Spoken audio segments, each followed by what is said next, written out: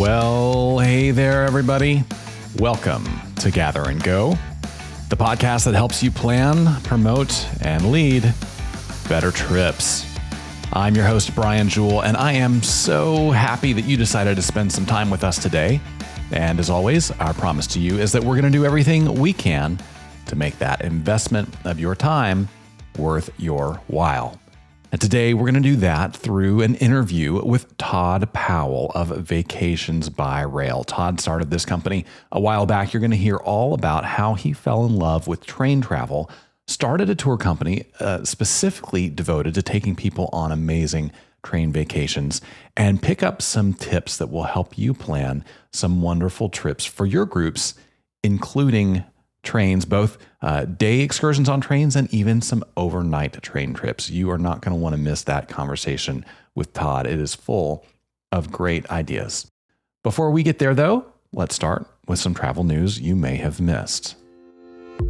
A major tour company is giving customers some unprecedented flexibility. Globus announced earlier this month that it is adding 8 itineraries to its Choice Touring product in Europe and North America for 2024. Now, originally launched in 2021, Choice Touring is a flexible group travel style that gives customers expanded choices of activities to suit their interests. The week-long Choice Touring programs each include 2 or 3 days, during which travelers can choose their activities from a menu of pre-planned and prepaid options prepared by the tour company. The new 2024 itineraries will be available in Switzerland, Italy, Portugal, Spain, Canada, Northern California, and the southeastern U.S. Examples of activity choices include things like cooking classes, shoemaking experiences, spa treatments, bike tours, and boat cruises. Now, the Choice Touring program represents only a small portion of Globus's overall tour portfolio. But if the concept continues to prove popular, we expect to see it popping up on a variety of trips from Globus and other tour companies. Well, now it's time for the road tip segment of our show. This is the part of every episode where we dig into our bag of travel knowledge from decades on the road and deliver some tips that we think will help you make your upcoming trips or your clients' experiences better and more hassle-free and hopefully a little bit more fun. Now, you're going to hear me talk with Todd Powell today all about vacations on trains, traveling by trains, including some overnight trips by train. This is a fascinating way to travel, but you know what? There are some things that you need to know in order to do it right. I remember it was probably about 15 years ago. I did a trip on Amtrak from Minneapolis all the way to Portland, Oregon. Now, I stopped for a couple nights in Whitefish, Montana as part of that trip. But it was an overnight trip on the Empire Builder line. And I spent 2 nights on the train, one night on the way from Minneapolis toward Montana, and the second night from Montana to Portland. Now, it is a fascinating experience to sleep overnight in a train. I was in one of the roomette compartments, which had basically a convertible chair that turned into a bed. It was a fascinating experience overnighting on the train. There were things I loved about it. Also, a couple things that I wish I had done differently after having that experience. The biggest mistake that I made was I started my journey late at night. The Empire Builder route at the time began in Chicago. I chose to actually pick up the train in Minneapolis, and the Minneapolis departure was at something like 10 or 10:30 at night. And what that meant was that almost as soon as I got on the train, I had to start getting ready to go to bed. And well, that didn't work out well for me because there's a lot to get used to your first time on a long haul train trip like that.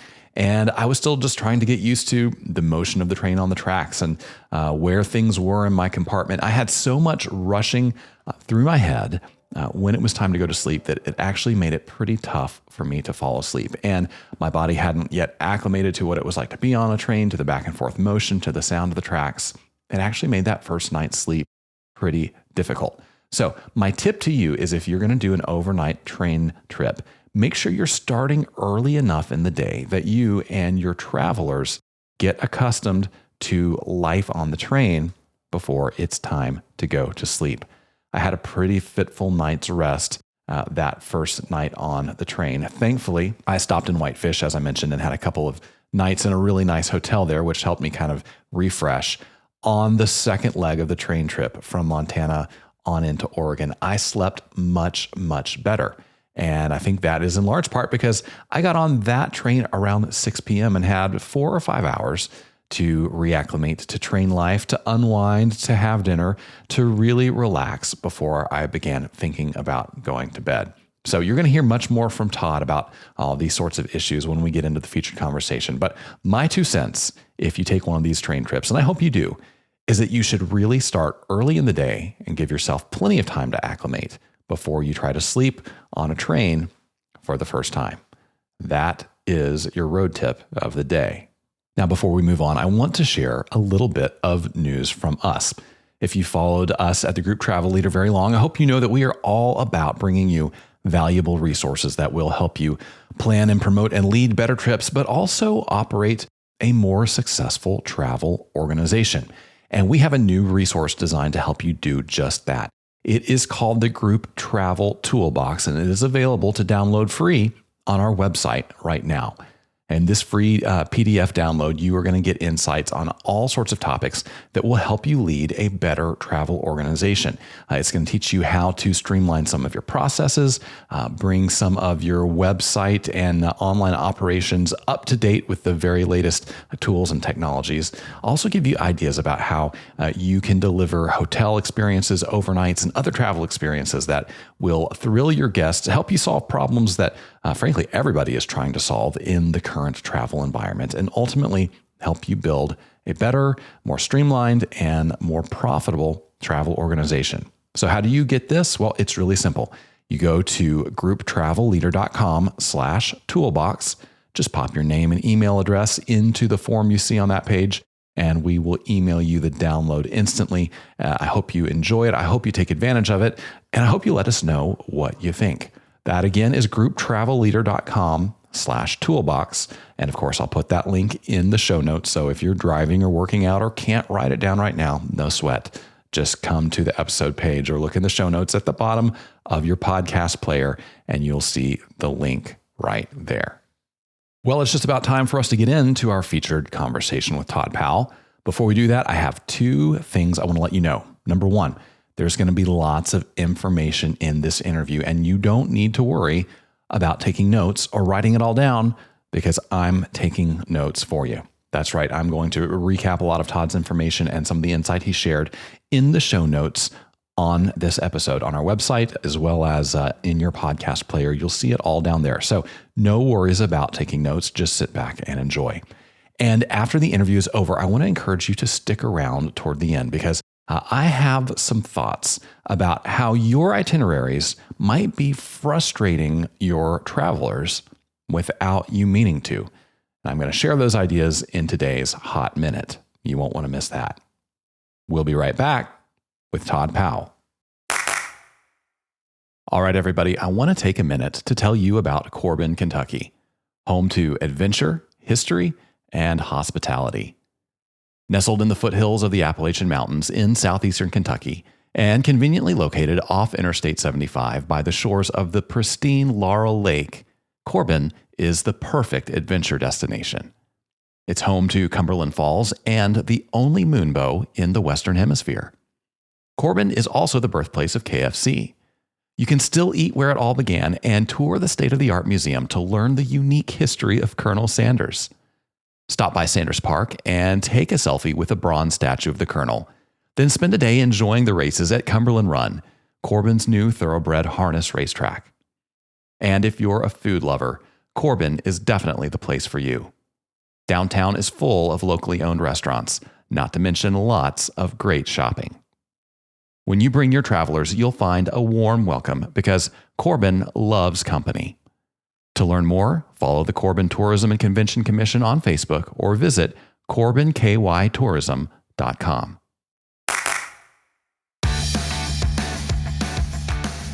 All right, everybody. My guest today is the co-founder of Vacations by Rail, a company he started in 2004 to share his personal passion for train travel. He's traveled extensively by train across the United States, Canada, and Europe, and he helps clients plan train trips to places as far-flung as Mexico, Australia, and Thailand. He enjoys spreading the word about train travel in the media, and he still makes time to escort groups on their railroad adventures. Todd Powell, welcome to the podcast. Brian, thanks for having me. I'm super excited to be here and talking about rail travel. It is a fantastic way for people to travel, and if I can spread the word, I think it's great for everybody. Absolutely, we are thrilled to have you here. It's obvious in talking to you and reading about some of your history that you have a really deep love for train travel. So I would love for you to take us to maybe that first experience. What happened in young Todd Powell's life that made you say, "I love traveling by train"? So I studied overseas. My first overseas experience, I studied in Rome, and I wanted to go snowboarding in Switzerland. And I really couldn't get anybody to say, I'm going to validate my year rail pass now and I'm going to go travel, because they're saving it for later in the year. So I went by myself and I board the train at Termini Station in Rome, and the train leaves the station and I fall asleep on the train. And I wake up and I'm in a tunnel, and the train just comes blasting out of this tunnel, and I am in the middle of the Alps with unbelievable amounts of snow. And I see these little like chalets down in the valleys with their chimney smoke kind of wisping out.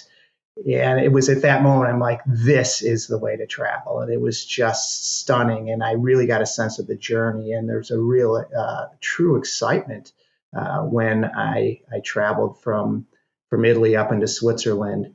And I thought, this is the way to do it. This is a way to see the world, to engage with people, and to travel. So when I came back from college, I ended up working for a company that sold European rail passes. They're owned by the German Railway. They're called DER Travel Services, and they're one of the main two wholesalers of European rail passes. And I read timetables to people on the phone, and it just kind of grew my career from there. And really, it always coming back, throughout my career into rail travel, and it's just a really special way to see the world. Yeah. Oh, that's amazing. What a memory. So you got out of college, you were selling rail passes, you did a bunch of other things in business and in travel over the years. And then what happened in the lead up to 2004 that made you say, you know what, I'm going to start a train travel company of my own?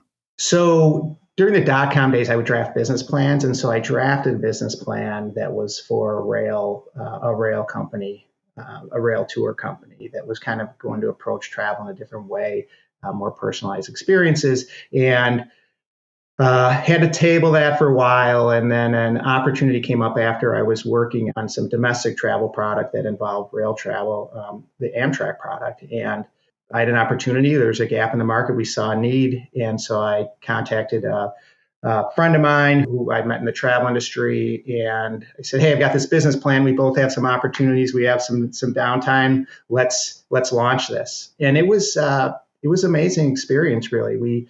We launched the website in 2 weeks. All right. So 2 weeks, October, I remember I'm sitting in my front yard of my little house there, and it is me and the cat there, and I'm at a cafe table, and I tell Cole, who's one of the co-founders, I said, hey, turn on the marketing campaigns. And all of a sudden, 45 minutes, the phone rang. And within 45 minutes of phone ring, I looked at it. I'm like, oh my gosh. I looked at the cat. I'm like, what am I going to do? I threw in the headset and I started talking, and 4 calls that day, 16 calls the next. And then we soft launched it in over 2000, throughout 2005. And then from there, it just continued to grow year after year. And it's been a fabulous, wonderful experience. So I want to dig into some of the details of the train experience, because I think we probably have a lot of people in the audience who have maybe been on a short little day excursion on a train, but have never even considered it as a mode of travel, something to build a trip around. So why don't you start by giving us kind of the big why? There are so many different ways to travel now. You can go, by a motor coach, get in your own car, you can fly, you can take a cruise. So what makes train travel special?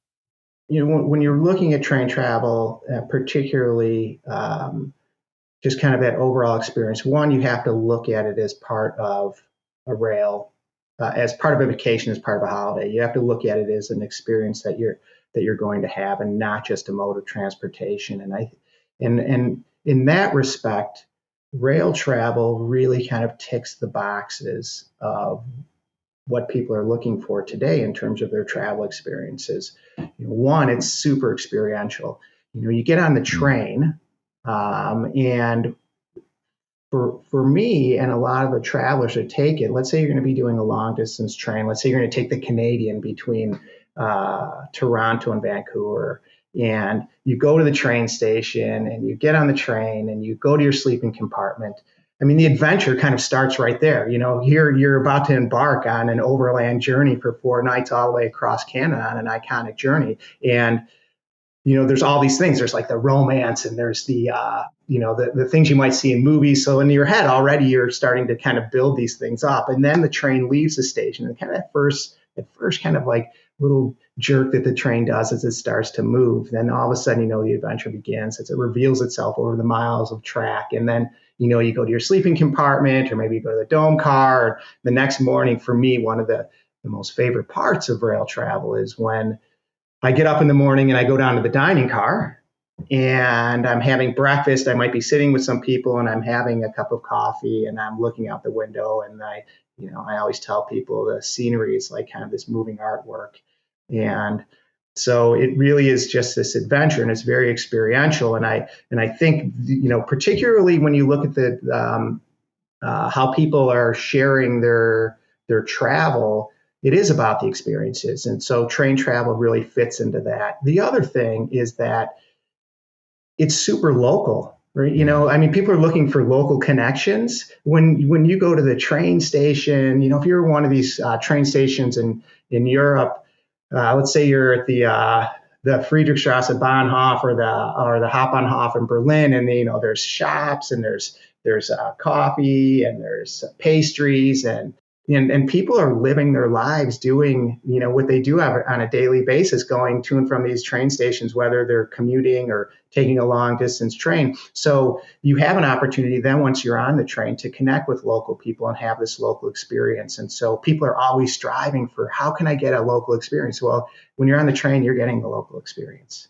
Then you have the kind of like aspirational side of it. You look at some of the luxury trains and kind of the glamour and the ritz and the romance of boarding a train like the Venice Simplon Orient Express or the Royal Scotsman. I mean, those are iconic train journeys. And, when you're dressed up in a tuxedo, if you're on the Royal Scotsman, like it's something that I did is I went and, as they would say, I hired a kilt, right? And I went to the place to get my kilt rental in Edinburgh, and then I'm at the black tie in the evening and I have my kilt on, and then you spill out onto the platform for entertainment at some small station, and it's magical. So I think it really ticks the boxes, and frankly, people love trains. They love them. Everyone I talk to, I love trains. So, yeah, I can imagine it's not a hard sell. You mentioned a few different parts of the train that I'd love to get into more detail. You talked about dome car, dining car, sleeper compartment. For people that have never done that multi-day trip, let's start with sleeping. What does it look like to sleep on a train? What is the space like? Do you get a good night's sleep, or are you kind of fighting it all through the evening?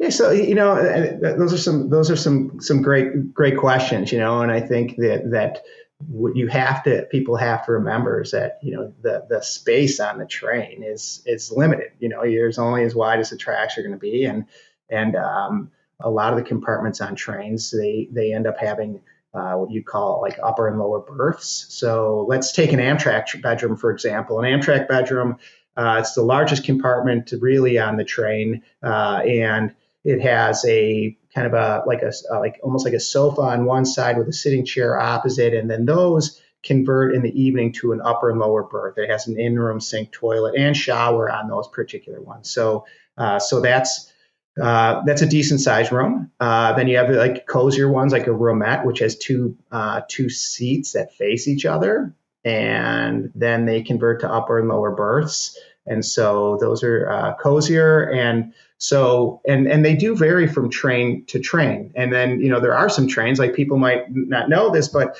let's say you're on the Via Rail's Canadian service that goes between Toronto and Vancouver, where you could also break up the trip and stop in the Canadian Rockies.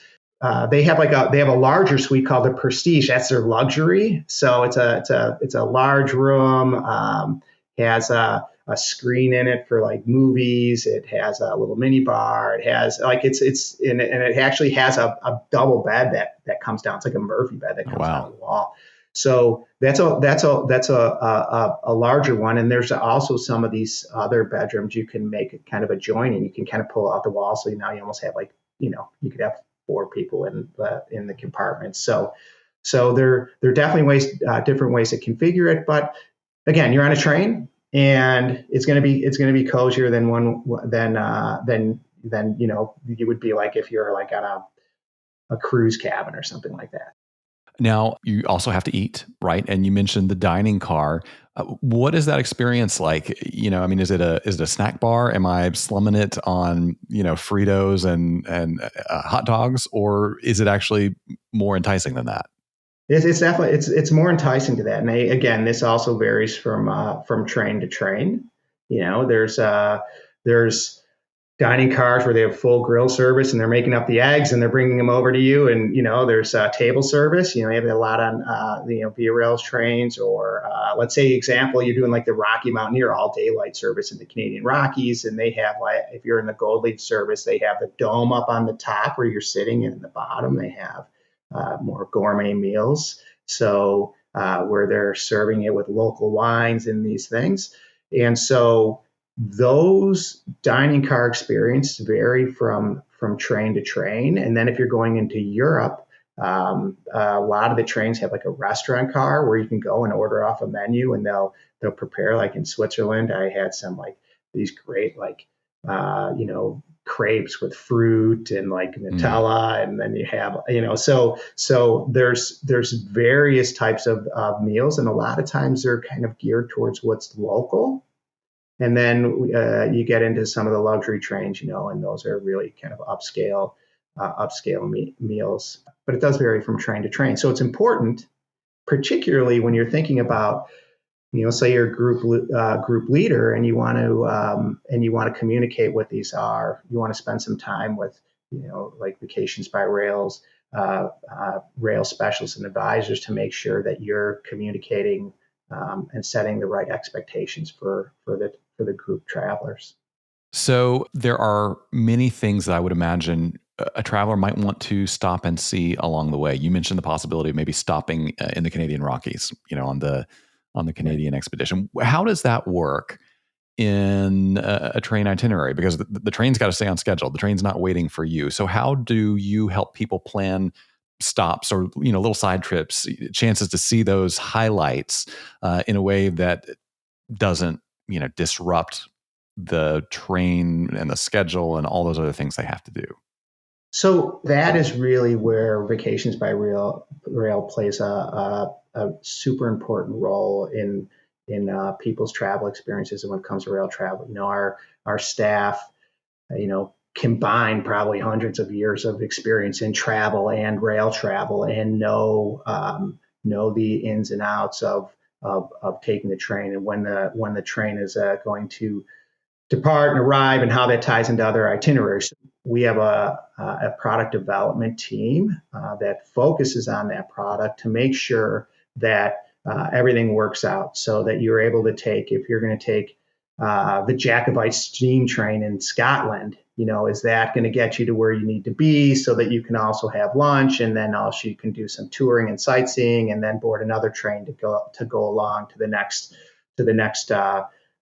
destination on the trip. So we have everything timed out, and we're always thinking about kind of those redundancies, because we all know travel is not always, everything's not 100% perfect. So knowing that if a train's delayed, what can we do to make sure that our guests still have a fabulous experience as they're touring and sightseeing.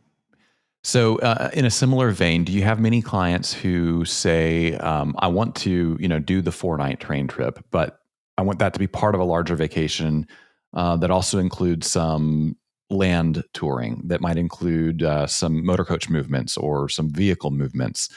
Or do your clients really just focus on, we're going to make the train the centerpiece of this vacation and then save that other stuff for some other trip? No, so our itineraries are really about the train integrating into a larger experience Hmm. because people want to take the train, but they want to go see other parts of the country or the destination. So the train may be something they want to experience, and they can put it part of that trip. I think a great example of that is the tours that we have in the United States. There's a rich,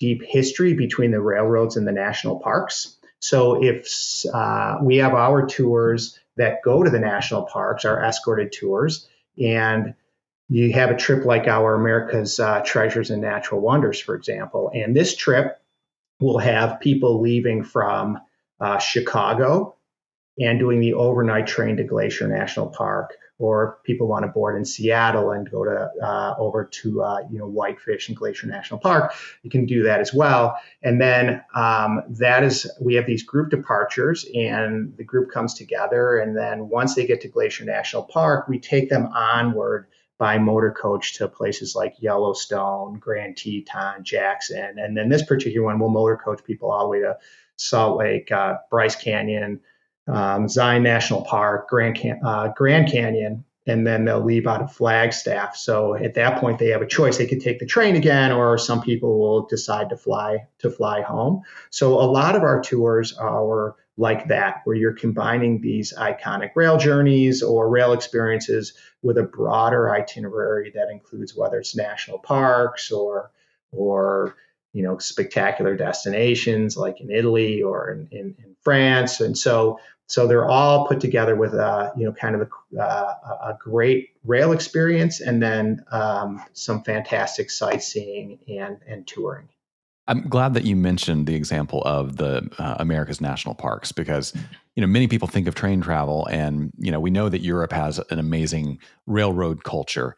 In the U.S., partly just because of how large a country it is, we don't have as much rail coverage, and so I think many people may not even realize that there are ways to do a railroad vacation in the U.S. So you mentioned the national parks. What are some other examples of a way that you can see America from a train?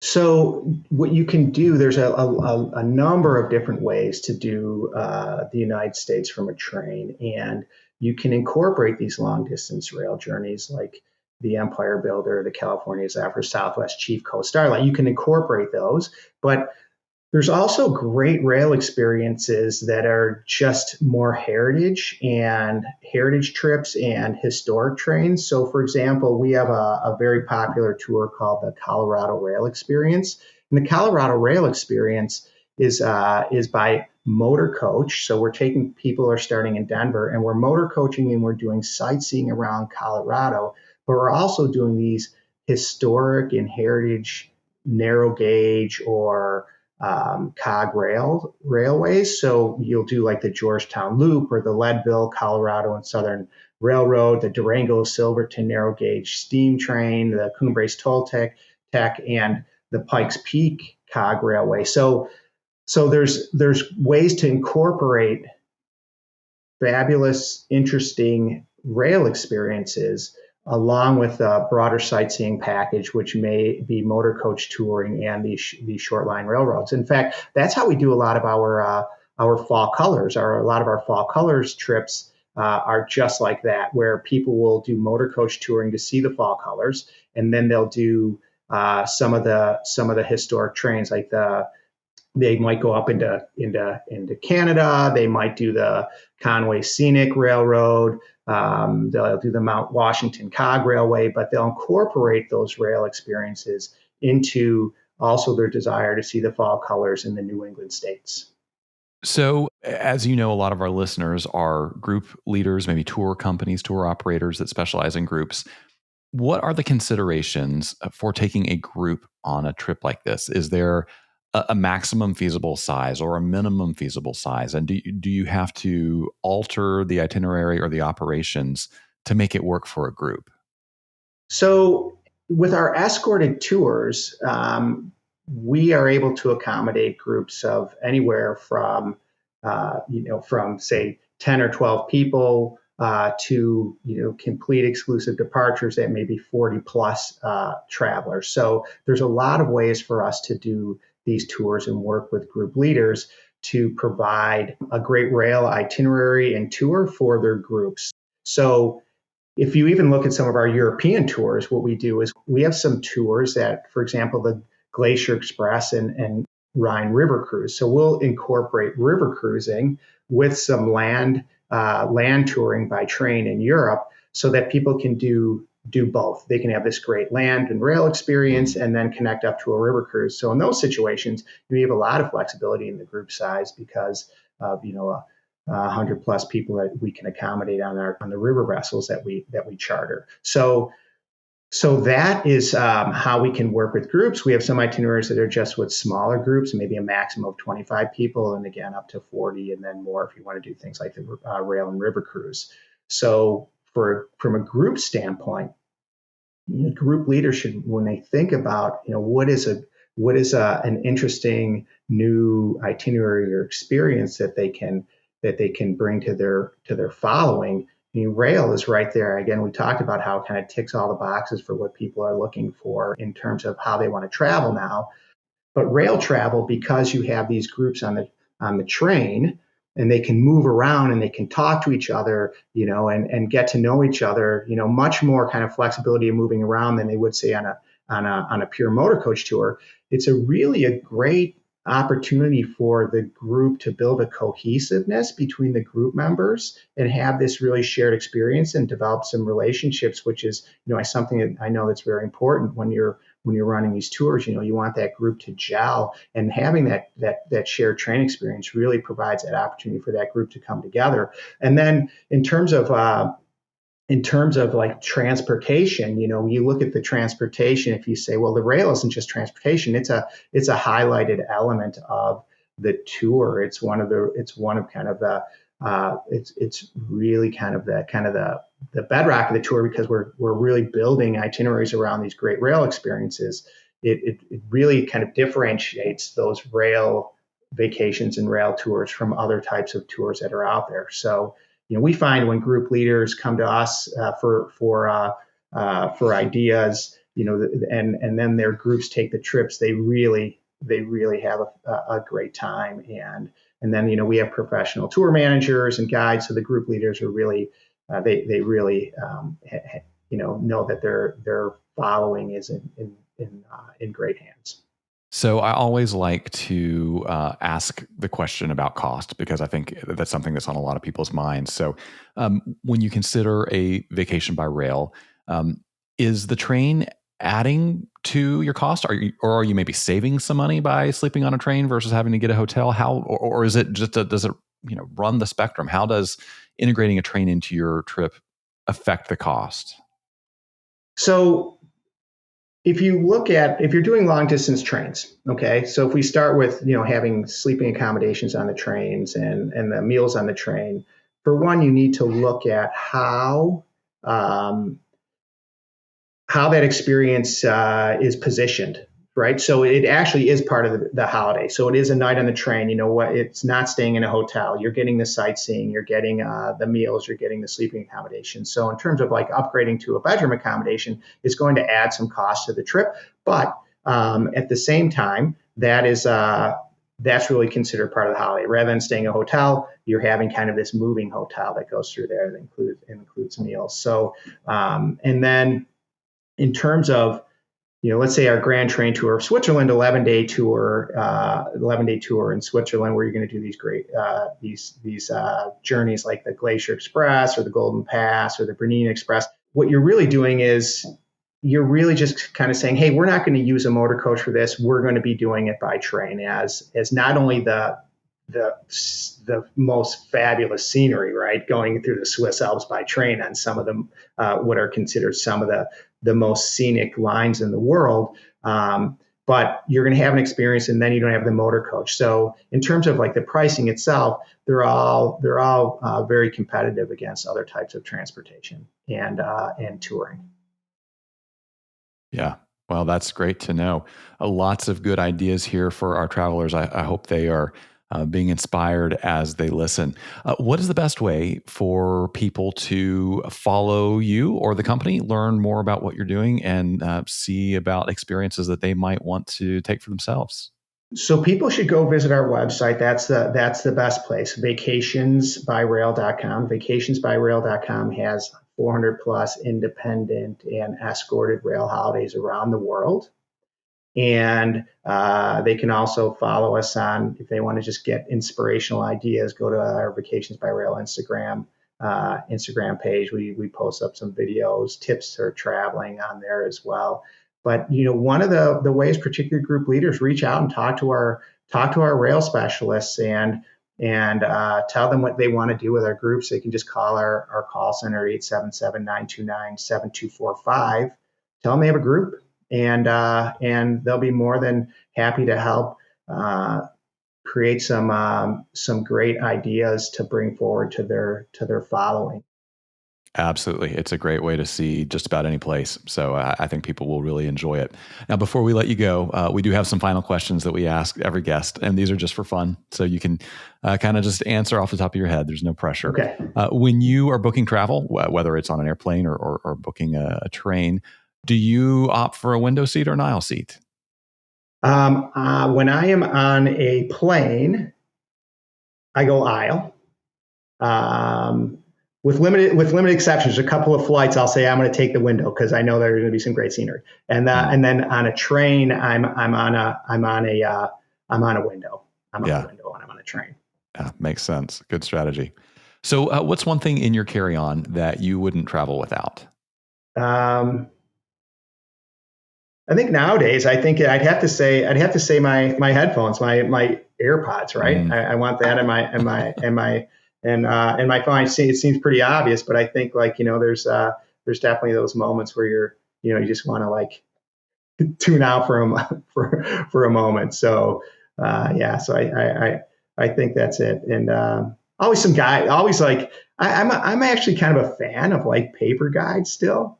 I like having if I'm somewhere, being able to flip through a book. So depending on the destination, I might just pick up a guidebook and throw it in my bag, as long as it's not 400 pages, it's got to be very sort of specific and tailored, right? Yeah.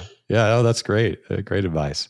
Next question. If you had, normally I ask a free airline pass, but we can include rail if you want, a free rail pass, and a week with nothing else to do, where do you think you'd head next? Oh my gosh. Right now in my mind, I just been kind of circling back on this. I want to go to see some national parks.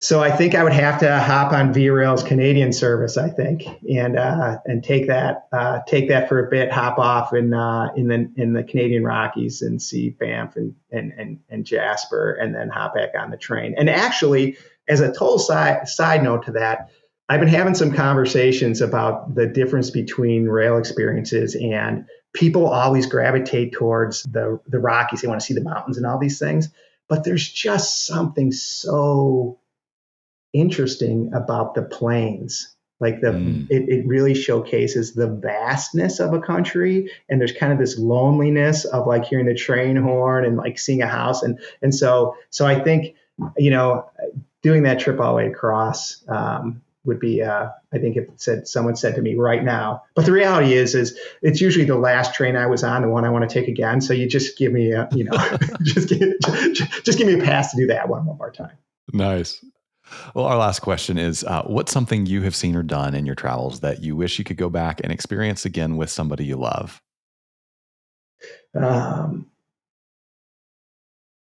I did a trip.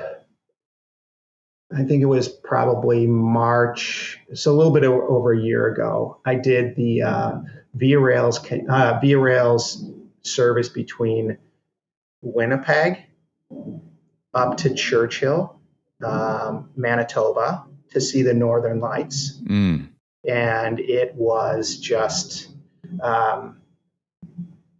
it was magical. I mean, you're just.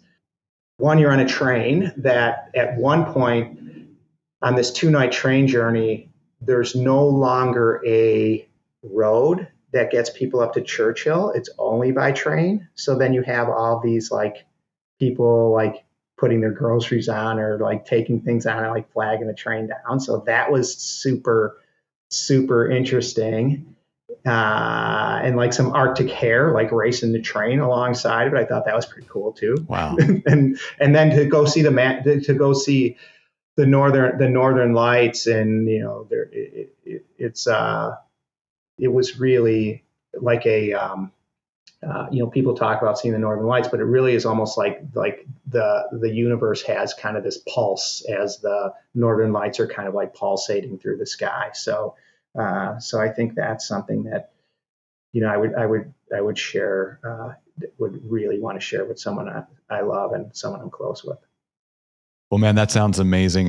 Definitely inspirational. I'm going to have to look into your website and start putting my bucket list of train trips together, because this sounds like so much fun. Todd, thank you so much for joining us.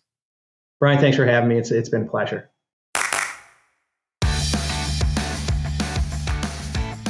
Well, I hope you enjoyed that interview with Todd as much as I did.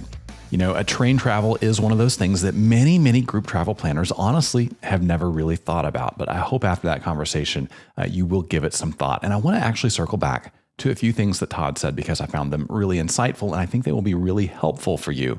So I want to make sure you don't miss them. First of all, when we were talking about the appeal of train travel as a way of taking a vacation, Todd said train travel is part of your vacation. It's an experience you're going to have, not just a mode of transportation. And among many of the benefits he mentioned of train travel, he said the scenery is like moving artwork. I can certainly attest to that from various train trips that I have done. You see scenery from a train that is unlike anything that you see anywhere else, frankly. And it's really part of the highlight of a train vacation. Now, when we talked about combining trains with traditional touring, Todd said people want to take the train, but they also want to see other parts of the country. And he went on to say there are ways to incorporate fabulous and interesting rail experiences in motor coach packages. If you've never done much with your group on a train, I would suggest this is the way to get started. Your people may be hesitant to sign up for a trip that includes some overnights on trains or long hauls by trains, particularly if they're not comfortable with it. But you can definitely introduce them to the idea by doing some smart and strategic integration of train experiences with traditional touring that they might be more comfortable with. And you never know, if you do that, they may just ask for some longer train experiences and give you an opportunity to really dive into some of those fascinating trips that Todd talked about. And finally, when we talked about the group travel dynamic when it comes to train trips, Todd said groups can move around and talk to each other on a train much more than they could on a motor coach. So it's a great opportunity for the group to build a cohesiveness between the group members, have a shared experience, and develop some relationships. The train provides an opportunity for that group to come together. The more time I spend in group travel, the more I'm convinced this is perhaps the most powerful element of group travel, is the incredible community building and relationship building that can happen in a group trip. And so if that is something that's important to you, important to your members, maybe even part of your organization mandate, really consider a train adventure as a way to supercharge that relationship building. Great stuff there from Todd Powell. So we talked in the travel news segment at the beginning of the show about how Globus is expanding its initiative to give group travel customers more choices of activities on their tours. And this brings me to a topic that I have thought about a lot recently, I've written about a lot recently, and I can't overstate enough, which is that I'm afraid that a lot of group travel planners are inadvertently frustrating their travelers or warding off potential travelers by the way they plan itineraries. Now, I don't want that to happen to you, so I am making the idea of choices on tours the topic of today's Hot Minute. Yeah, that's right. The Hot Minute is the portion of the show where I take 60 seconds to give you my unfiltered thoughts on an issue impacting tourism every day. Today, we are going to focus on integrating choice into group tours, why you should do it, and maybe some ways to make it work for you. So let's put 60 seconds on the clock and get into it. If you are forcing all your group tour customers to do all the same things on every trip, well, I've got bad news for you. You're probably frustrating them. You know, one of the things that holds a lot of people back from traveling with you is the widespread idea that group trips take away all their flexibility on vacation. Now, 40 years ago, maybe it made sense to have everyone on a group trip locked into one single itinerary. But now, in the information age, well, there's really no excuse for forcing your travelers to do everything together. You know, it's easier than ever to plan trips that include free time and options and flexibility. Now, true, it may take some legwork and some creative thinking, but I believe the result is going to be a much higher value for your travelers. So if you want your travel organization to thrive as consumer tastes change, it's time to stop frustrating travelers and start giving them smart options. That is the Hot Minute. You are welcome to agree or disagree with me. And of course, as always, we can still be friends. And hey, agree, disagree, have thoughts, questions, other ideas. I would love to hear from you. You can reach me at podcast@grouptravelleader.com. I read every email that comes into that address, and I would love to know what you think of the show, how we can deliver more value to you in the future. And I'd love to hear other thoughts and questions and ideas you have. And you never know, your thoughts and ideas and questions may just be the topic of the next Hot Minute. And hey, while you're in the mood to give us some feedback, would you do me a big favor? Could you go to your favorite podcast player and look up Gather and Go? And first of all, if you haven't already, hit that follow or subscribe button so that you get every episode of the podcast instantly the moment we release it. And also, I would love for you to give us a rating, give us a review on that podcast player. It is a really big help to us, and I am grateful to everyone who has done that. My thanks as well to Todd Powell for joining us. On the next episode of Gather and Go, I'm going to bring you a conversation with Luke Buskell of Aero Stage Lines. I'm going to ask him all the questions that you have been wanting to know about chartering motor coaches, why it's so difficult, why it's so expensive, and how you can do it right. You're not going to want to miss that. Until then, though, remember this. At the end of the day, we're all on this trip together. So let's make it a good one. See you next time on Gather and Go. Gather and Go is hosted and executive produced by me, Brian Jewell. Our publisher is Mac Lacey. Tanya Simmons is our creative director. Ashley Ricks is our circulation manager and graphic designer. Our sales team is Kyle Anderson and Bryce Wilson. To advertise on the podcast, call Kyle or Bryce at 859-253-0455. Gather and Go is a production of the Group Travel Leader. For more information on our podcast, magazines, and events, visit us online at grouptravelleader.com.